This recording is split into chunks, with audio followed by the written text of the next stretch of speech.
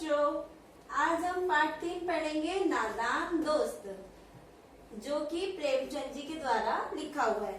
तो देखो बच्चों, आप सबके पास पाठ्य पुस्तिका है। इसमें चिड़ा और चिड़िया की कहानी बताई गई है और केशव और श्यामा ये दोनों भाई बहन हैं, इनका भी वर्णन किया गया है। तो आज हम चिड़ा चिड़िया की कहानी पढ़ेंगे और पढ़ेंगे कि प्रेमचंद जी ने इस कहानी में कितने सुंदर तरीकों से चिड़िया का वर्णन किया है और बच्चों की उत्सुकता के बारे में भी बताया है।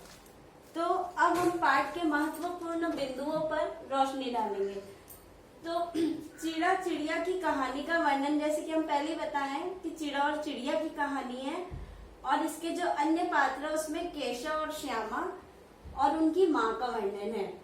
केशव और श्यामा दोनों ही भाई बहन है। केशव बड़ा होता है और श्यामा जो है उसकी छोटी बहन है।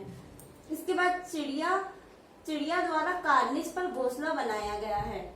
चिड़िया के अंडे देने को लेकर केशव और श्यामा की उत्सुकता का वर्णन है। कार्निस का अर्थ होता है दीवार का नुकीला कोना, जहाँ पे चिड़िया अपना घोंसला बनाती है। तो वो जो चिड़िया है वो कुछ दिनों बाद अंडा देने वाली रहती है।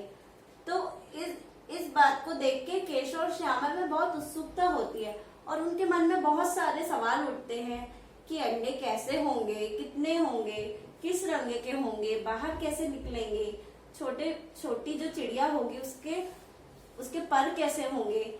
तो उनके ये सब सवालों का जवाब देने वाला कोई नहीं था, क्योंकि जो उसकी माँ थी वो घर के कामों में ही उन्हें फुर्सत नहीं मिलती थी और जो पिताजी थे उन्हें पढ़ने लिखने का शौक था, तो वो अपने पढ़ने लिखने में ही व्यस्त रहते थे।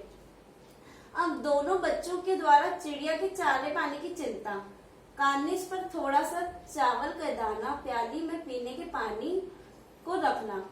अब दोनों बच्चों ने सोचा कि ये छोटी सी चिड़ा और चिड़िया है, तो हमें इनके चारे पानी की व्यवस्था कर देनी चाहिए और इनके लिए चावल का दाना है, प्याली में थोड़ा सा पानी है, कार्निस पे ही रख देना चाहिए।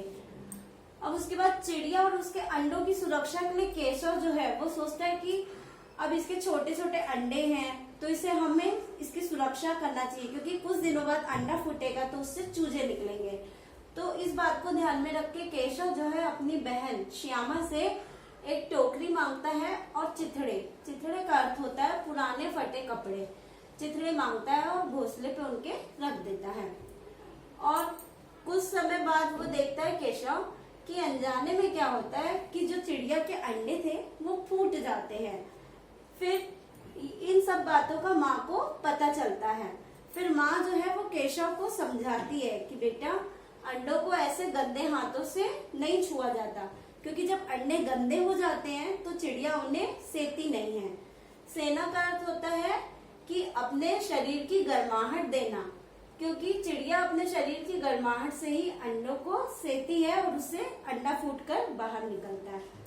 इसके बाद चूजे जो थे वो अपने जन्म के 3-4 दिन पहले ही वो नीचे गिर गए थे। अब वो छोटे छोटे अंडे थे चूजों के, नीचे गिरने के कारण टूट गए थे। अब केशव को अपनी गलती का एहसास होता है। उसकी माँ उसे डांटती है और समझाती है कि बेटा, तुमने अनजाने में, नादानी में अंडों की सुरक्षा के चक्कर में उन्हें तोड़ दिया। अनजाने में तुमसे वो अंडे फूट गए हैं। इस प्रकार अंत में केशव जो है वो रोता है और उसे अपनी गलती पे पछतावा होता है कि मुझसे ये क्या हो गया। तो इस प्रकार प्रेमचंद जी ने इस कहानी में केशव और श्यामा के माध्यम से चिड़िया की कहानी का वर्णन किया है और बच्चों का और चिड़िया का बड़ा ही मार्मिक और सुंदर चित्रण प्रस्तुत किया।